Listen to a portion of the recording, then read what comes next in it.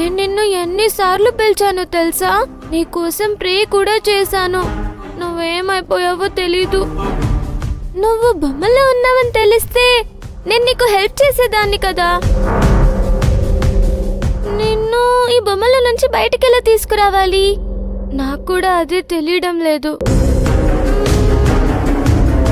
కానీ నువ్వు ఇందులో ఉన్న విషయం అందరికీ చెప్తాను.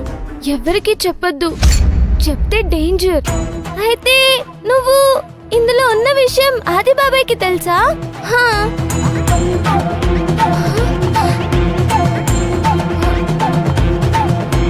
వాళ్ళేనా నిన్ను బొమ్మలో దిగ్బంధనం చేసింది? అవును. చూడు, నువ్వు చెప్పకపోవడం వల్ల ఎంత అనార్థం జరిగిందో. నిన్ను కావాలని ఆది బాబాయ్ వదిలించుకోవాలని పంపించాడు కదా. అవును. ఎందుకు? నేను ఆది బాబాయ్ని చంపాలని చూశాను. ఎందుకు? నన్ను బంధించినందుకు. నిన్ను ఎలాగైనా బయటికి తీసుకొస్తాను. పోదామా?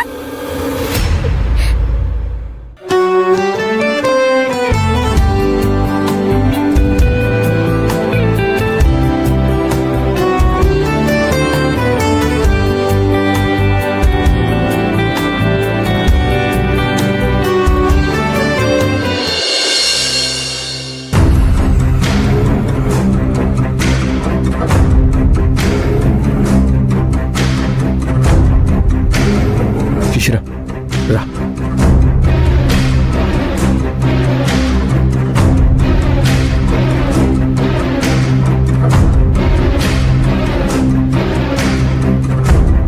చూసావా ఎంత పనైందో? అనవసరంగా నువ్వు టెన్షన్ పడ్డం వల్ల స్ట్రెస్ కి నీకు కడుపు నొప్పి వచ్చిందని డాక్టర్ చెప్పింది. నాకేం కాలేదు రాజ్. భవాని ఎక్కడుందో నాకు టెన్షన్ గా ఉంది. ఈ పాటికి వచ్చేసి ఉంటుందిలే, నువ్వు కంగారు పడకు. ఏమో రాజ్, ఇక శివగామి ఎంత కంగారు పడుతుందో ఏమో. వచ్చిందో రాలేదో తెలియట్లేదు. ఏం కాదులే, ఇంట్లోనే ఉండుంటుంది. You just relax now. Bhavani,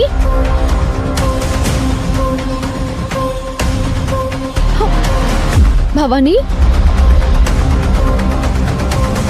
ఇంట్లో నుంచి చెప్పకుండా ఎక్కడికి వెళ్ళిపోయావు? మేమందరం ఎంత కంగారు పడుతున్నావో తెలుసా? ఎక్కడికి వెళ్ళావు కన్నా నువ్వు? అది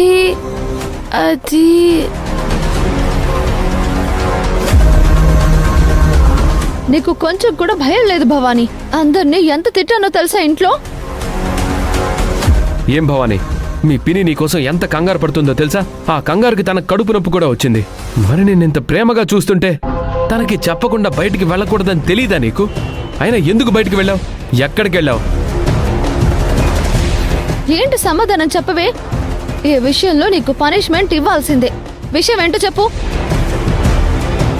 ఎందుకు వెళ్ళావు చెప్పు. దీన్ని ఎందుకు తీసుకెళ్ళావు? దీన్ని ఎవరో తీసుకొచ్చి బయట పడేశారు. అందుకే దీనికోసం వెతుక్కుంటూ వెళ్ళాను. ఎవరు పడేశారు?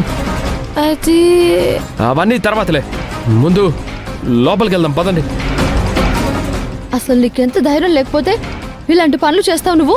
నీకు కొంచెం కూడా భయం లేదు. ఈ బొమ్మని మళ్ళీ ఇంట్లోకి తీసుకొచ్చి పెడుతుందంటే బొమ్మ వల్ల నాకు చాలా సమస్యలు ఉన్నట్లున్నాయి. ఎందుకు ఇలా జరుగుతుంది?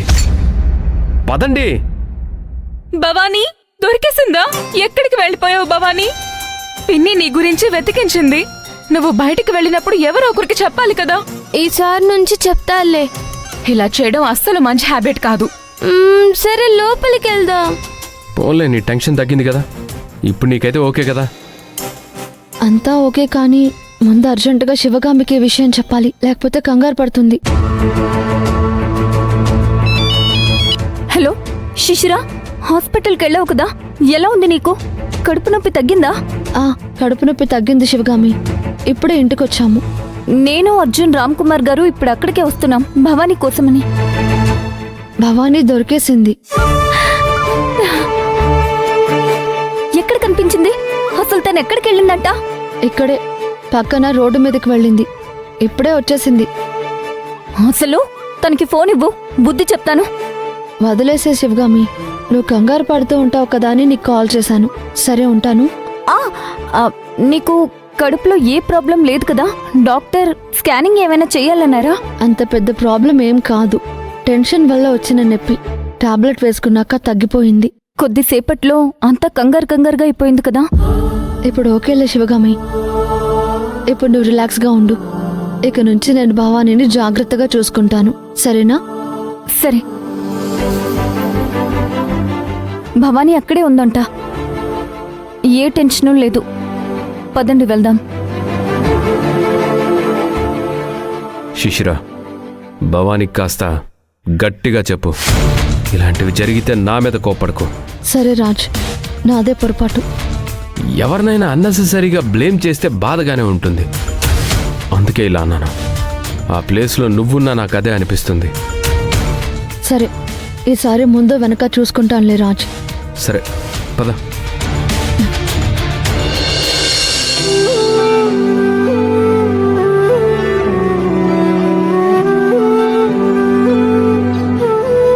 ప్రస్తుతానికి నిన్ను శిశిర పిన్ని ఎక్కడ పెట్టిందో అక్కడే ఉంచుతాను, సరేనా? సరే, నీకు ఏ ఆపద వచ్చినా నాతో చెప్పు, నేను చూసుకుంటాను. ఓకేనా? సరే భవానీ.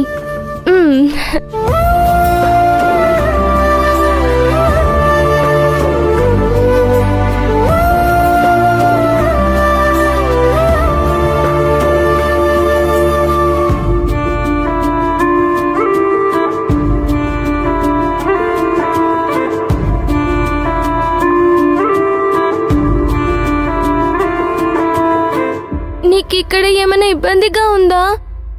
నేను ఎక్కడైనా ఉండగలను, నాకేం ప్రాబ్లం లేదు. సరే అయితే.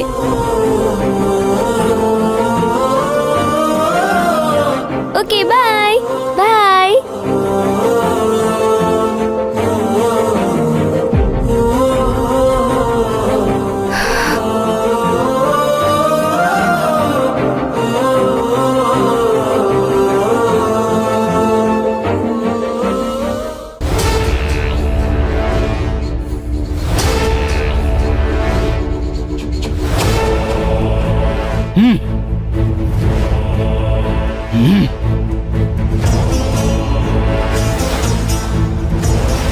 ఆత్మ ఎలా వచ్చింది?